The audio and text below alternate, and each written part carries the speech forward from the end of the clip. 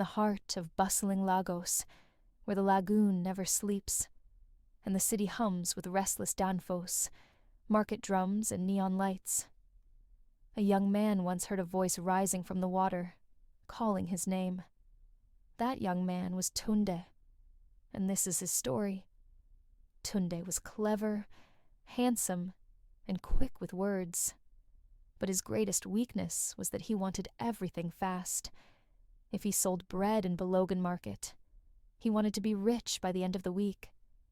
If he studied, he wanted to outshine everyone without practice. If he loved, he wanted praise without patience. The people said of him, "Tunde is bright, but he runs faster than his own shadow." One hot evening, after another failed day at the market, Tunde sat alone by the Lagos lagoon. The water shimmered with lights from the third mainland bridge, and the sound of waves seemed to whisper. Then, a deep voice rose from the water. "Tunde, why do you rush through life as if it owes you something?" He jumped up, looking around. No one was there, only the moving water. Yet the voice spoke again. "I am the spirit of the lagoon.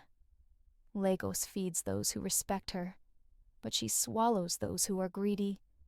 If you want true success, come back tomorrow at midnight with an offering of patience." Tunde laughed bitterly. "Patience? I don't have time for patience. I want wealth now." He picked up a stone and hurled it into the lagoon. The ripples spread, and the voice faded. The next morning, everything went wrong. His bread stall collapsed. His closest friend mocked him. Even his father said with disappointment, "Tunde, even Lagos cannot help a man who rushes more than the sun." By nightfall, Tunde's pride was broken. He returned to the lagoon. Quietly. The lesson. This time, he brought nothing but silence. He sat on the shore until midnight. The lagoon was calm, almost glass. Then the spirit's voice returned. "Now you have brought patience. Look closely." The water parted like a mirror opening, and Tunde saw visions.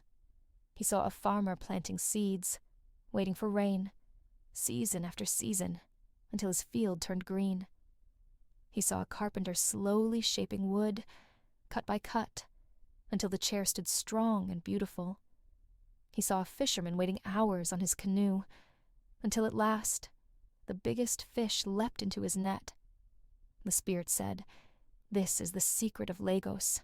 The city is like the tide. It rewards those who wait, who plan, who give before they take. If you rush, you drown. If you endure, you rise." From that night, Tunde changed. He returned to his bread stall with new humility. Instead of shouting at customers, he greeted them warmly. Instead of chasing quick riches, he saved his earnings bit by bit. He shared his bread with hungry children, and people began to notice. Months turned into years.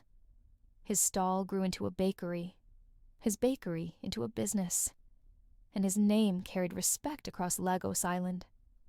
People called him Tunde the Patient. Whenever young men came to him, complaining that success was too slow, Tunde would take them to the lagoon. He would point to the rolling water and say with a smile, "The water taught me. Patience builds what haste destroys." And so his story passed from lips to lips, from Lagos Island to the mainland, until it became a lesson for all who rushed through life.